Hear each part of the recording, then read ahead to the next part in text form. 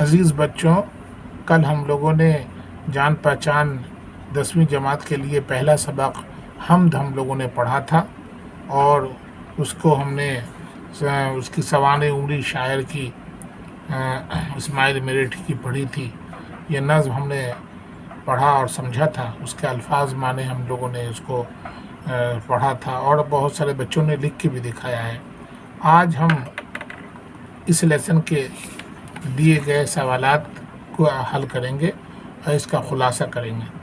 پہلا سوال ہے، غور کیجئے، اللہ تعالیٰ خدا تعالیٰ نے انسان کو بہت سی نعمتیں عطا کی ہیں، ہمیں اس کی قدر کرنا چاہیے، سوچیے اور بتائیے۔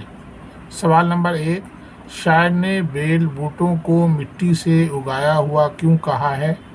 سوال نمبر 2، سورج کو چشمہ کیوں کہا گیا ہے؟ سوال نمبر 3، چڑیا خدا کی تسبیح کیسے کرتی ہیں؟ سوال نمبر 4، آخری شعر میں کارخانے سے کیا مراد ہے؟ یہ 4 سوالات ہیں۔ عملی کام، اس نظم کی روشنی میں نیچے دیے گئے مصرعے پر 5 جملے لکھیے۔ تو یہ 4 سوالات، یہ عملی کام ہے۔ تو آئیے اس پر ہم لوگ اس کے جواب پر بحث کرتے ہیں۔ یہ دیکھیے، پہلا سوال، شاعر نے بیل بوٹوں کو مٹی سے اگایا ہوا کیوں کہا ہے؟ تو جواب، شاعر نے بیل بوٹوں کو مٹی سے اگایا ہوا اس لیے کہا ہے کیونکہ تمام پیڑ پودے اور بیل بوٹے زمین سے ہی اگتے ہیں، ان کی جڑیں زمین میں ہوتی ہیں۔ سوال نمبر 2، سورج کو چشمہ کیوں کہا گیا ہے؟ جواب، چشمہ اس جگہ کو کہتے ہیں جہاں زمین سے پھوٹ کر پانی نکلتا ہے۔ سورج کو چشمہ اس لیے کہا گیا ہے کیونکہ سورج سے مسلسل روشنی اور توانائی یعنی گرمی ملتی ہے۔ سوال نمبر 3، چڑیا خدا کی تسبیح کیسے کرتی ہیں؟ جواب، چڑیا خدا کی تسبیح چہچہا کر کرتی ہیں۔ سوال نمبر 4، آخری شعر میں کارخانے سے کیا مراد ہے؟ جواب، آخری شعر میں کارخانے سے مراد دنیا ہے۔ اب آئیے عملی کام، اس نظم کی روشنی میں نیچے دیے گئے مصرعے پر 5 جملے لکھیے۔ تعریف اس خدا کی جس نے جہاں بنایا۔ 5 جملے لکھنا ہے۔ یہ 5 جملے ہیں، خدا سب کا مالک اور خالق ہے، خدا نے اپنی حکمت سے کائنات بنایا، ہر چیز خدا کے قبضے میں ہے۔ 4، وہ بڑا رحیم اور کریم ہے، وہ سب کو خدا کے حکموں پر، ہم سب کو خدا کے حکموں پر عمل کرنا چاہیے۔ تو یہ اس لیسن کے سوال نمبر کو، لیسن نمبر 1 جو ہم لوگوں نے پڑھا تھا، اس کے یہ سوال جواب ہو گئے اور یہ عملی کام۔ اب سب سے اہم بات یہ ہے کہ اس نظم کا خلاصہ لکھنے کے لیے ایگزام میں ضرور آتا ہے، اس لیے یہ خلاصہ، نظم کا خلاصہ، سمری آف دا پوئم، دیکھیے یہ نظم کس طرح سے اس کا خلاصہ لکھیں گے۔ یہ نظم اردو کے مشہور و معروف شاعر اسماعیل میرٹھی کی لکھی ہوئی ہے۔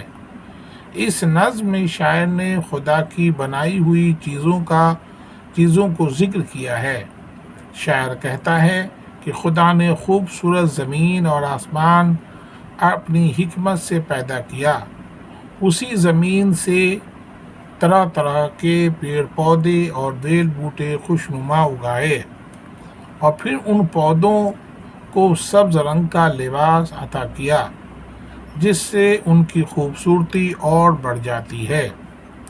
سورج سے ہمیں گرمی اور روشنی ملتی ہے، یہ ایک ایسا چشمہ ہے جو مسلسل جاری رہتا ہے۔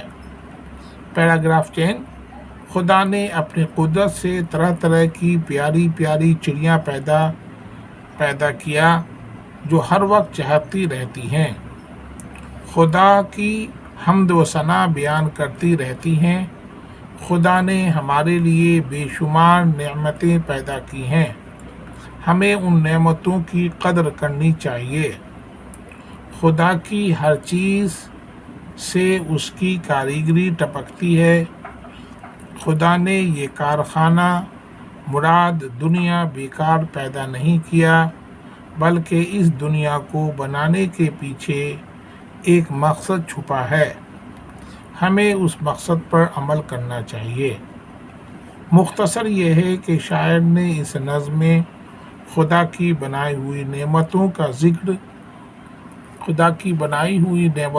ذکر کیا ہے اور اس کی تعریف کی ہے۔